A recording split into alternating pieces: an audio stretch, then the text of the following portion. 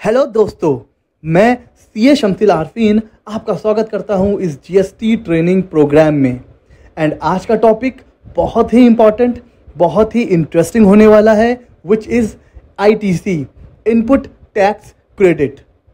हम जो कुछ भी परचेज करते हैं उसके ऊपर जितना भी जीएसटी पे करते हैं उसका हमें मिल जाता है क्रेडिट, जिसे कहते हैं आईटीसी।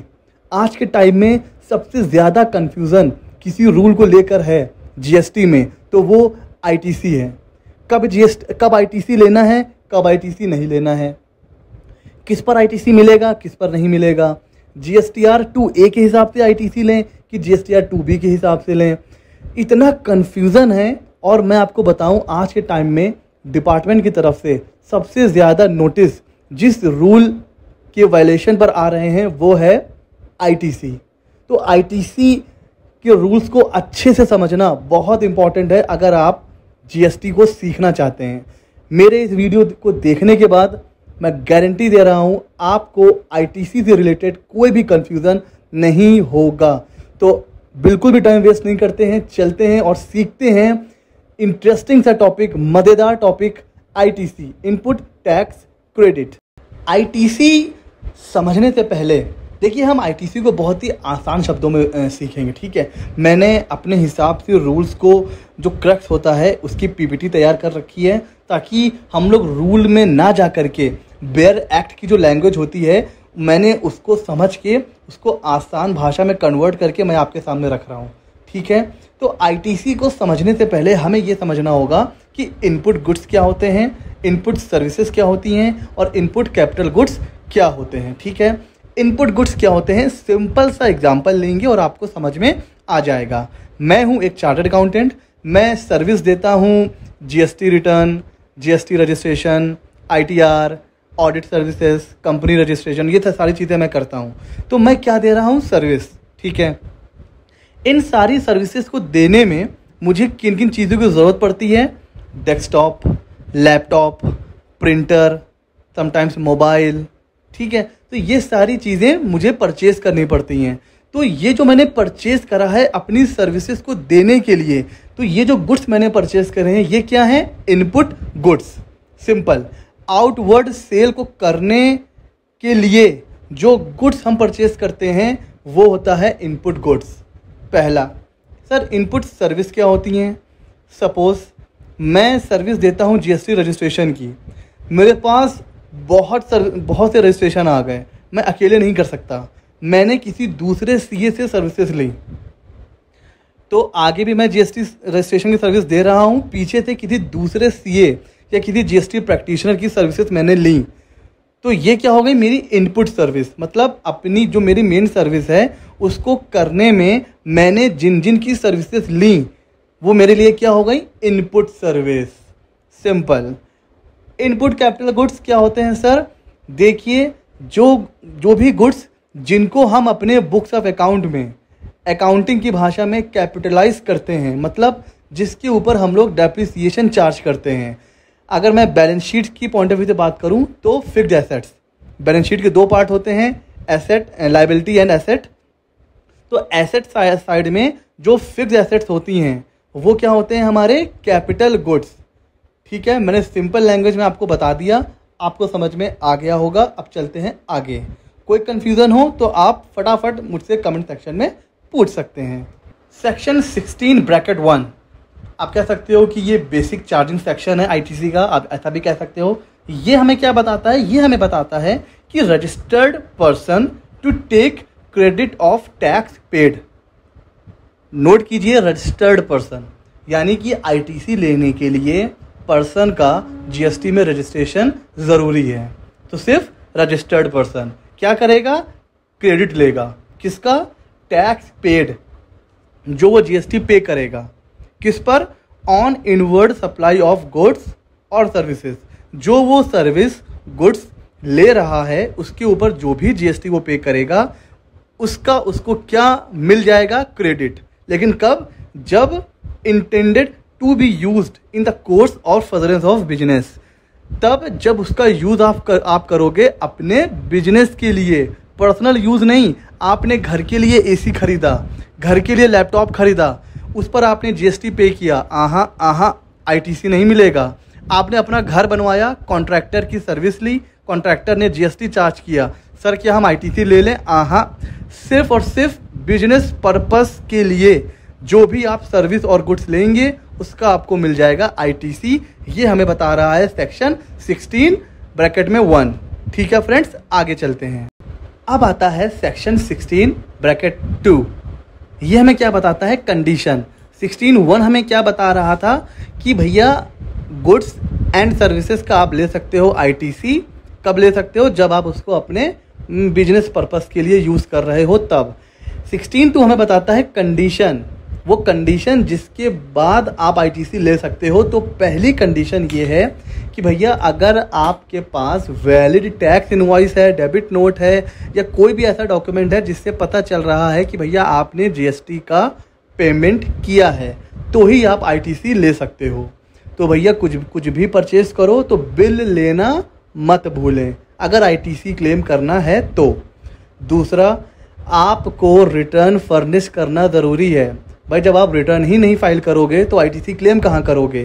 तो आप भी रिटर्न फाइल करिए और जो आपका सप्लायर है उसने भी रिटर्न फाइल करना चाहिए। तीसरी, जो भी जीएसटी है उसका पेमेंट एक्चुअल में गवर्नमेंट को होना चाहिए। और बात भी बिल्कुल सही है, जब गवर्नमेंट को ही टैक्स नहीं मिला तो वो आपको क्रेडिट कहाँ से देगी? तो जो सप्लायर है उसने एक्चुअल में जीएसटी का पेमेंट किया होना चाहिए। किसको? हमारी गवर्नमेंट को, तभी मिलेगा आपको आईटीसी। चौथी कंडीशन, आपने एक्चुअल में वो गुड्स एंड सर्विस रिसीव की हो। जैसे अगर आपका गोडाउन है, आपने कोई गुड्स परचेज किया तो आपके गोडाउन में वो गुड्स आना चाहिए, एक्चुअल में रिसीव होना चाहिए, तभी मिलेगा आपको आईटीसी। एंड जो आखिरी कंडीशन है वो एक जनरल कह सकते हो कंडीशन है कि he is making taxable supply of goods. भाई अगर आपकी जो सेल है, जो भी आप गुड्स या सर्विस दे रहे हो, अगर वो टैक्सेबल है तो ही तो आप आईटीसी क्लेम करोगे। अगर आपको मतलब टैक्स पे ही नहीं करना है तो आईटीसी का क्या करोगे? ये कंडीशन सेटिस्फाई है, आप आराम से आईटीसी ले सकते हो, कोई प्रॉब्लम नहीं है। ठीक है, अब हम चलते हैं आगे। फ्रेंड्स, ये जो चौथी कंडीशन है कि आपको गुड्स एक्चुअल में रिसीव करना चाहिए तभी आपको मिलेगा आईटीसी, इस कंडीशन का एक एक्सेप्शन है। वो एक्सेप्शन क्या है? आइए उस एक्सेप्शन के बारे में थोड़ा सा पढ़ लेते हैं। फ्रेंड्स, मिस्टर ए वो चाहते हैं कि गुड्स उनके पास ना आकर सीधे जो उनकी प्रोडक्शन यूनिट है वहाँ पर चला जाए, लेकिन प्रॉब्लम ये आ रही है कि मिस्टर ए का जो रजिस्टर्ड प्लेस है वो कहीं और सिचुएटेड है एंड प्रोडक्शन यूनिट कहीं और है। अब मिस्टर ए के पास जो कन्फ्यूज़न है वो ये है कि जब तक मैं गुड्स एक्चुअल में रिसीव नहीं करूँगा तब तक मुझे आईटीसी मिल नहीं सकता है। और बात भी सही है क्योंकि कंडीशन तो यही कहती है। अब प्रॉब्लम ये आ रही है कि बिना गुड्स को रिसीव करें वो आईटीसी क्लेम कैसे करें, क्योंकि ये कंडीशन क्या हो रही है? वायलेट हो रही है। तो किसी ने उनको बताया कि वो आईटीसी क्लेम कर सकते हैं bill to ship to model के बेस पर। तो ये bill to ship to model क्या है ये देखते हैं। तो ये जो एक्सेप्शन है वो ये कहता है कि अगर जो रजिस्टर्ड पर्सन है गुड्स वो अपने पास ना मंगवा के किसी थर्ड पर्सन को डिलीवरी करवा देता है, लेकिन उस गुड्स के जो भी मतलब पेमेंट है उसकी रिस्पॉन्सिबिलिटी हमारी है और हमारे डायरेक्शन पर किसी थर्ड पर्सन को डिलीवरी मिली है। अगर ऐसी सिचुएशन है, बिल जो उसका इनवॉइस है वो भी हमारे नाम पे ही है, अगर ये सारी सिचुएशन, ये सारी कंडीशन सेटिस्फाई हो रही हैं, तो भले ही हमने एक्चुअल में गुड्स रिसीव नहीं भी किया है फिर भी हम क्या कर सकते हैं? आईटीसी क्लेम कर सकते हैं। याद रखिए, एक्चुअल में गुड्स हमने नहीं रिसीव किया है, गुड्स मेरे डायरेक्शन पर किसी थर्ड पर्सन ने रिसीव किया है, लेकिन बिल मेरे नाम पे कटा है, पैसा मैं दूंगा, ये सब चीज़ें हैं। इस केस में मैं आईटीसी क्लेम कर सकता हूं। ये हमें कहता है bill to ship to model. ये कहता है कि ITC available to the registered person, ऐसा माना जाएगा कि डीम्ड टू बी रिसीव्ड, मेरे डायरेक्शन पर किसी और ने रिसीव किया है, ये deemed to be received by me माना जाएगा। ठीक है फ्रेंड्स, आगे चलते हैं। अब देखिए, कई बार क्या होता है, हम गुड्स को क्रेडिट पे ले आते हैं, उधार पे ले आते हैं। भाई जो सप्लायर है वो मेरा जानने वाला है। मैंने कहा अरे वो भाई इतने सालों से हम लोग क्या कर रहे हैं, ट्रेड कर रहे हैं, बिजनेस कर रहे हैं, मैं तो तेरा पैसा लेके कहाँ भागा जा रहा हूँ, तो एक काम कर ये गुड्स मुझे दे दे, और सपोज 1 लाख रुपए मुझे देना है तो मैं 1 लाख रुपए तुझे दे दूंगा, 1 लाख और उसके ऊपर 18% से GST, तो 1,18,000 रुपये मैं तुझे दे दूंगा। तो मैं गुड्स लेके चला आया। अब भैया मैंने 1 महीना गुजर गया, 2 महीना गुजर गया, 3 महीना गुजर गया, मैंने पेमेंट ही नहीं किया और 180 दिन गुजर गए। अब मैं ठीक है, मैंने पैसा तो दिया नहीं, ना गुड्स का पैसा दिया, ना GST का पैसा दिया, तो भैया अगर मैंने ITC क्लेम कर लिया है तो मुझे उसका रिवर्सल करना पड़ेगा। ये रूल ये कहता है कि recipient is allowed to avail ITC at first instance without paying the invoice value to supplier. ठीक है, आपने उधार में माल खरीदा, ठीक है, आप ITC क्लेम कर सकते हो, कोई प्रॉब्लम नहीं है, लेकिन he has to pay invoice value to supplier within 180 days।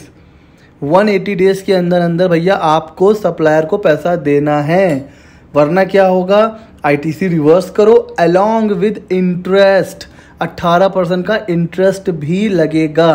कब से? From the date of availment to the date of reversal. जिस दिन आपने ITC क्लेम किया था उस दिन से लेकर जिस दिन आप रिवर्स कर रहे हो तब तक आपको 18% इंटरेस्ट भी पे करना पड़ेगा। ऐसा नहीं कि आपने गुड्स ले लिया, इनवॉइस आपके पास है, आपने ITC क्लेम कर लिया, ऐसा नहीं है, पैसा भी देना पड़ेगा आपको सप्लायर को, वरना ITC आपको रिवर्स करना पड़ जाएगा। हाँ, उसके बाद अगर आप कभी मान लो 180 दिन के बाद आपने 250 डेज के बाद पैसा दिया सप्लायर को, तो जिस दिन आपने पैसा दिया आपको दोबारा मिल जाएगा क्रेडिट। क्या लिखा हुआ? The same would be recredited when the recipient makes payment. बाद में आपने जब भी आप पेमेंट करोगे तब आप ITC ले लेना, लेकिन 180 दिन बीत गए, 181वें दिन आपको ITC रिवर्स करनी है। फिर अगर आपने आगे चल के कभी पेमेंट किया तो फिर से ले लेना ITC। तो ये रूल है। अब चलते हैं आगे। ठीक है फ्रेंड्स, हमारे पास इनवॉइस है, हमने सप्लायर को पेमेंट भी किया है, इन शॉर्ट सारी कंडीशन सेटिस्फाई हैं, सब कुछ है। तो क्या ऐसा है कि हम कभी भी ITC क्लेम कर सकते हैं? तो ऐसा नहीं है। ITC क्लेम करने की कुछ टाइम लिमिट है, उस टाइम लिमिट से पहले हमें ITC क्लेम करना होगा, वरना लैप्स, आपका ITC लैप्स हो जाएगा। वो टाइम लिमिट क्या है वो देखते हैं फ्रेंड्स। उससे पहले अगर आपको लेक्चर्स, मेरे वीडियोस पसंद आ रहे हो तो यार मेरे चैनल को सब्सक्राइब मारो। कोई कमी है तो मुझे एज अ सजेशन कमेंट में बता दो कि सर ये कमियां हैं, ताकि मैं अगले आने वाले वीडियोस में उन कमियों को दूर कर सकूं। ठीक है फ्रेंड्स, तो चैनल को लाइक करो, शेयर करो, सब्सक्राइब करो। ठीक है, देखते हैं टाइम लिमिट। तो टाइम लिमिट अगर आप लॉ में पढ़ोगे तो बहुत लंबा लिखा हुआ है। मैंने एक सिंपल सा क्रक्स निकाल के आपके सामने रख दिया है कि भैया कब तक ITC क्लेम कर सकते हो। फाइनेंशियल ईयर 2021 है, एग्जाम्पल के लिए हम लेते हैं फाइनेंशियल ईयर 2021 ख़त्म कब होता है? 31 मार्च 2021। वहाँ से 30 अक्टूबर, यानी कि 30 अक्टूबर 2021, या फिर date of filing of annual return.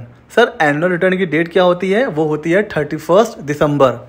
तो फाइनेंशियल ईयर 2021 वहाँ से जो उसका जो एनुअल रिटर्न है वो कब भरा जाएगा? 31 दिसंबर 2021, या तो ये डेट उठा लो या फिर 20 अक्टूबर, विच एवर इज़ अर्लियर।